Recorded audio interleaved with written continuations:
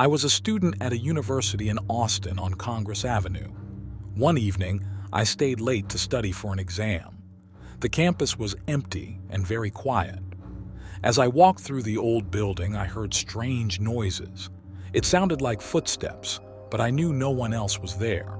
I tried to ignore the sounds and continued to my classroom. The lights flickered as I walked down the hallway. I felt a cold breeze even though all the windows were closed. I heard a faint whisper, like someone calling my name. I stopped and looked around, but I saw no one.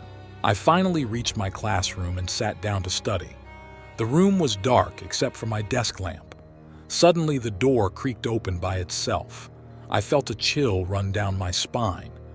I got up and closed the door, but it slowly opened again. I was starting to get scared. I decided to leave the classroom and go home. As I walked back down the hallway, I heard the footsteps again. This time, they were louder and closer. I started to walk faster. I turned a corner and saw a shadowy figure at the end of the hall.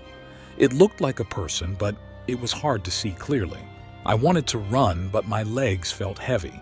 The shadowy figure began to move towards me. I could see it more clearly now. It was a ghostly figure of a woman in an old-fashioned dress. Her face was pale and her eyes were dark and empty. She reached out her hand towards me. I forced myself to move and ran down the stairs. I could hear the ghostly woman's footsteps behind me. I didn't stop until I was outside the building. The cool night air felt refreshing, but I was still shaking. I looked back at the building and saw the ghostly figure standing at the window watching me. I never stayed late at the university again. The next day, I told my friends what happened, but they didn't believe me.